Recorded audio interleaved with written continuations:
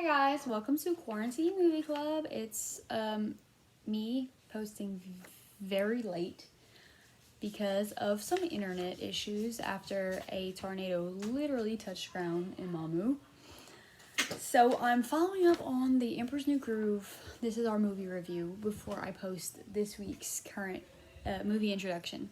So we're gonna focus on the Emperor's New Groove this week and look at point of view.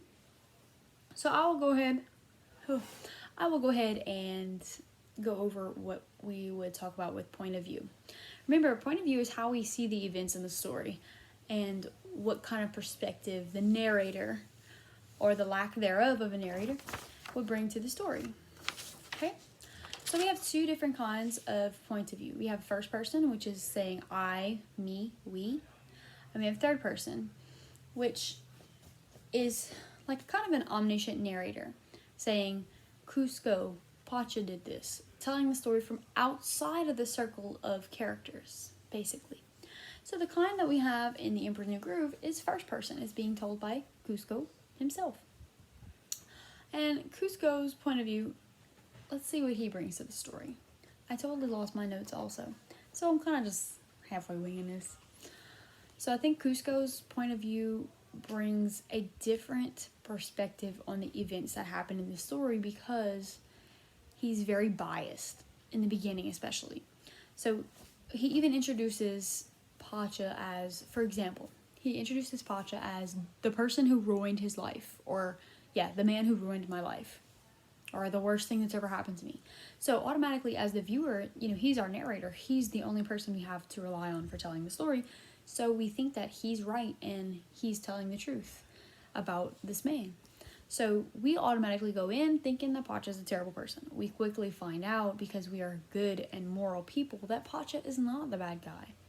And neither is Cusco, but Cusco's not a good guy either.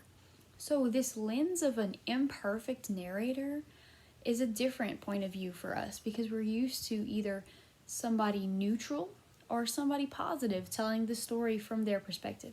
But Cusco is very, very egotistical and very selfish and self-centered, and he's in the beginning a terrible person. So his perspective is very biased, because if something bad happens to him, he marks it as bad. So our perspective as viewers is kind of twisted and morphed, and we have to make our way through the story and figure out what is right and what is wrong and what really happened and how we label it as the worst thing that ever happened to Cusco. So we'll move on to our focus question. All right, number one was, why does the creator of the movie choose Cusco to be the narrator? So we'll kind of just answer that, but I will flip that question around and say, how different would it be if Kronk was the narrator, or Yzma was the narrator, or there was a third person narrator, like it was just told, from third person, like we were just watching it? What if we didn't have the background from Cusco, or what if we didn't see that insight of what he brought? It'd be a very different story. It'd be a very different plot, which is something we're going to touch on next week. I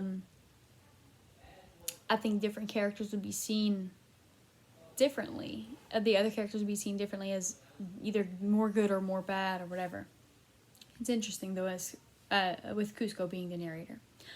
Number two, what is Kronk's motivation? And motivation we went over. I have been drilling motivation for so long, I'm sure y'all are tired of this question, but so I would say that Kronk's motivation is to please Yzma, though he does have a bit of a stronger moral compass than Yzma, because he does start to listen to whatever she tells him to do, like poison the llama, or no, poison the king, the emperor, get rid of his body. Though he feels a little about it, he does it anyway. And you notice he does have the angels and the devil on his shoulder, and he fights with them, and because he has a moral compass. I think he doesn't really listen to that as much as he listens to his authority, which is Yzma. Okay, number three was a kind of a weird question, and I set up that nonfiction article on the Facebook page for y'all to check out, because I thought it might give some insight to this question. Why does Cusco turn into a llama of all animals? So originally, I thought that a llama was kind of perfect for him because llamas, to me, right off the bat, I was thinking, okay, it can't fight.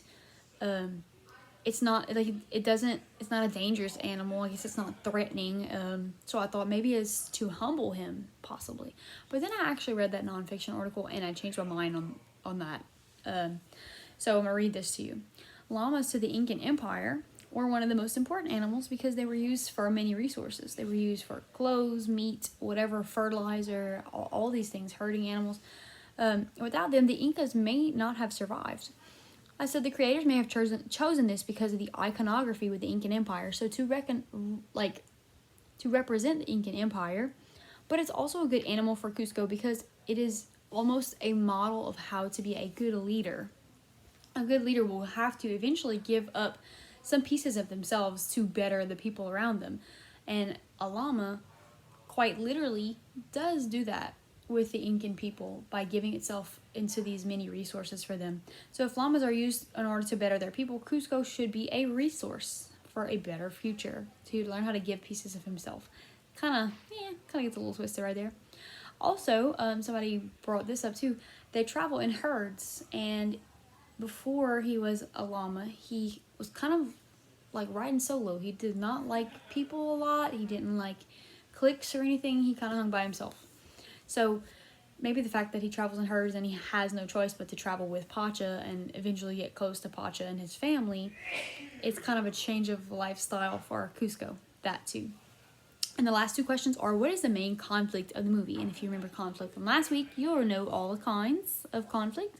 So I would say the main conflict is man versus man, with Cusco versus Yzma.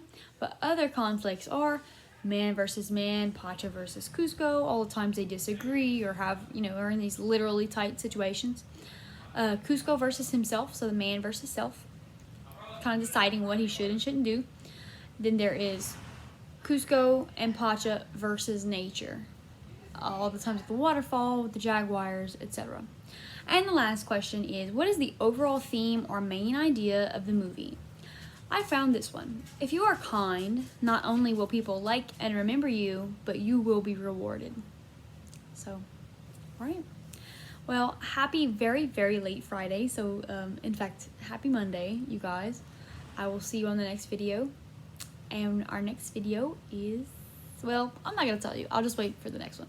All right, talk to y'all later. Thank you.